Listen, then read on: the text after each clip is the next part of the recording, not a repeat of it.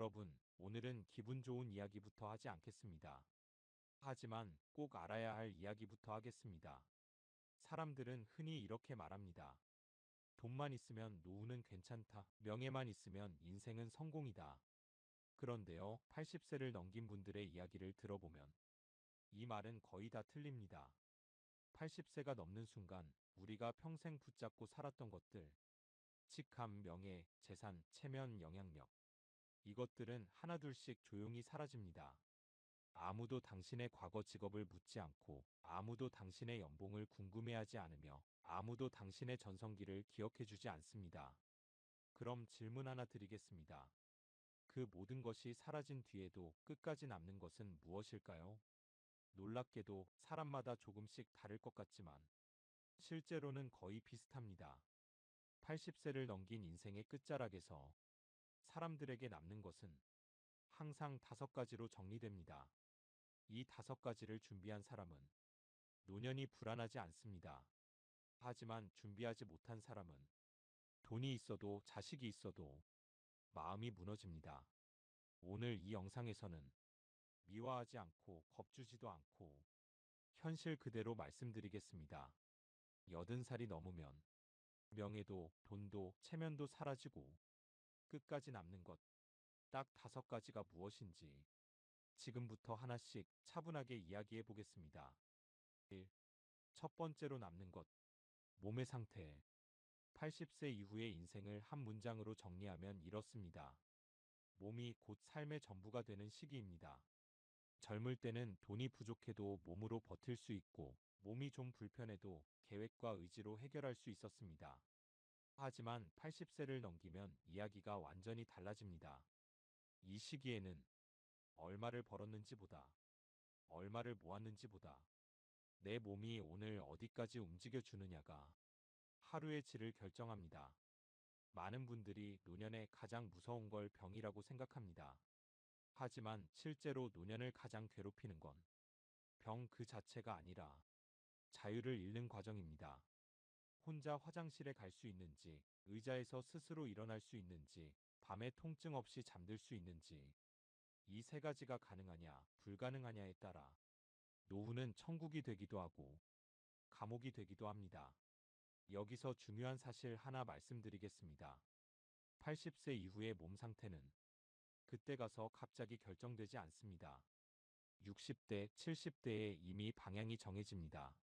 운동을 얼마나 열심히 했느냐보다 중요한 건 관절을 무리하지 않았는지, 넘어지지 않도록 관리했는지, 몸을 혹사시키지 않았는지, 노년에는 강한 몸보다 버틸 수 있는 몸이 필요합니다. 그리고 많은 분들이 이 부분을 오해합니다. 나이 들면 다 아픈 거지. 그 나이에 안 아픈 사람이 어디 있어. 이 말 절반만 맞습니다. 아픈 건 자연스러울 수 있지만 무너지는 건 자연이 아닙니다. 걷지 않아서 걷지 못하게 되는 경우가 더 많고 움직이지 않아서 더 빨리 아파지는 경우가 더 많습니다. 80세 이후에 남는 몸은 화려한 근육도 멋진 체력도 아닙니다. 넘어지지 않는 균형, 통증을 관리하는 습관, 하루를 감당할 최소한의 힘, 이 3가지입니다. 결국 노년의 몸은 얼마나 오래 살았느냐보다 얼마나 스스로 살 수 있느냐를 결정합니다. 그래서 첫 번째로 남는 것은 돈도 명예도 아닌 내 몸의 상태입니다. 이걸 지키지 못하면 그 어떤 것도 온전히 누릴 수 없습니다. 2. 두 번째로 남는 것, 관계의 밀도. 80세가 넘으면 사람의 수는 더 이상 중요하지 않습니다. 중요한 것은 오직 하나, 관계의 밀도입니다. 젊을 때는 아는 사람이 많을수록 든든해 보이고 연락처가 많을수록 인생이 풍성해 보입니다. 하지만 노년으로 갈수록 이 기준은 완전히 바뀝니다. 80세 이후에 남는 사람은 10명도 아니고 5명도 아닙니다. 대부분 2~3명입니다. 그런데 이 2~3명의 무게는 젊을 때의 수십 명보다 훨씬 큽니다. 아플 때 먼저 전화가 오는 사람, 말하지 않아도 상황을 알아주는 사람, 잘 나갈 때가 아니라 힘들 때 곁에 있는 사람, 이런 관계만이 끝까지 남습니다. 여기서 하나 짚고 넘어가야 할 오해가 있습니다. 나이 들면 사람이 없어져서 외롭다. 반은 맞고 반은 틀린 말입니다. 사람이 없어서 외로운 게 아니라 의미 없는 관계를 붙잡고 있어서 더 외로운 경우가 많습니다. 의무로 만나는 모임, 비교가 반복되는 자리, 체면을 지키느라 긴장해야 하는 인간관계는 노년의 마음을 가장 먼저 소모시킵니다. 그래서 80세 이후에는 관계를 늘리는 사람이 아니라 관계를 정리할 줄 아는 사람이 마음이 편해집니다. 또 하나 중요한 사실이 있습니다. 가족이라고 해서 모든 관계가 자동으로 밀도가 높아지지는 않습니다. 자식과의 관계도 마찬가지입니다. 돈으로 묶인 관계는 오래가지 않지만 존중으로 유지된 관계는 나이가 들수록 더 단단해집니다.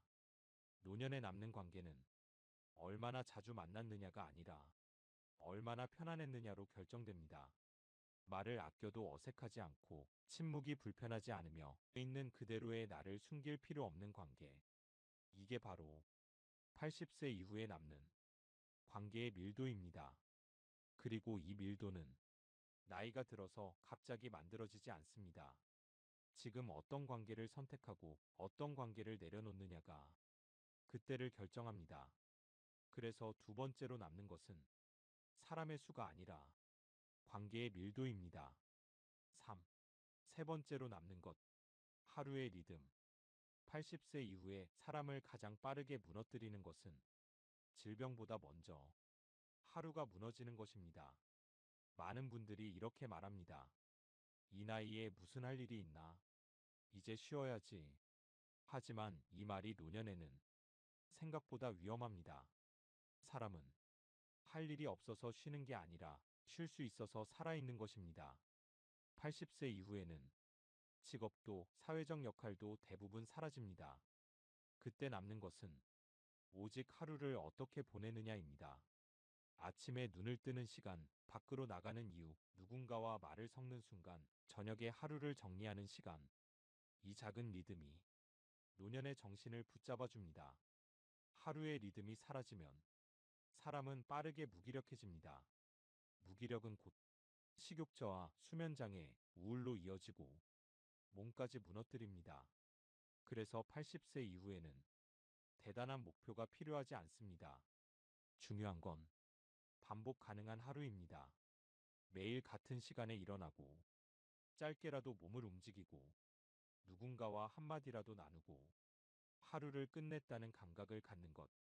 이 네 가지만 유지돼도 사람은 쉽게 무너지지 않습니다.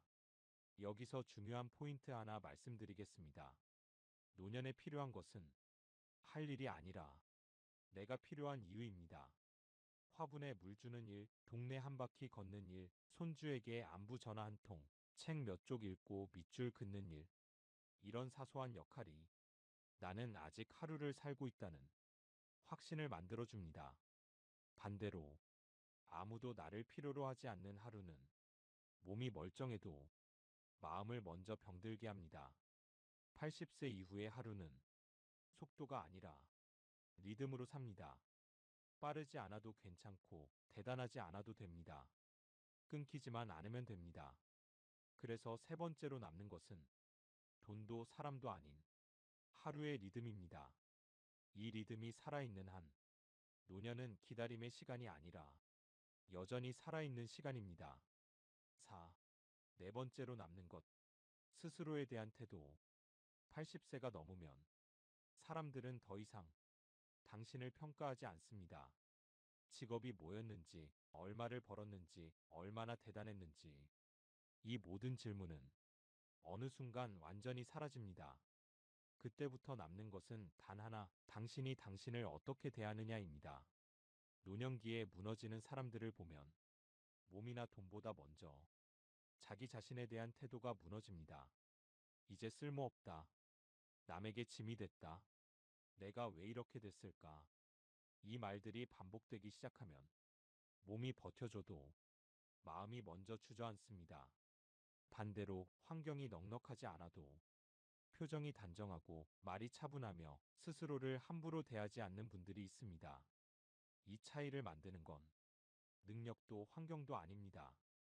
스스로에 대한 존중입니다.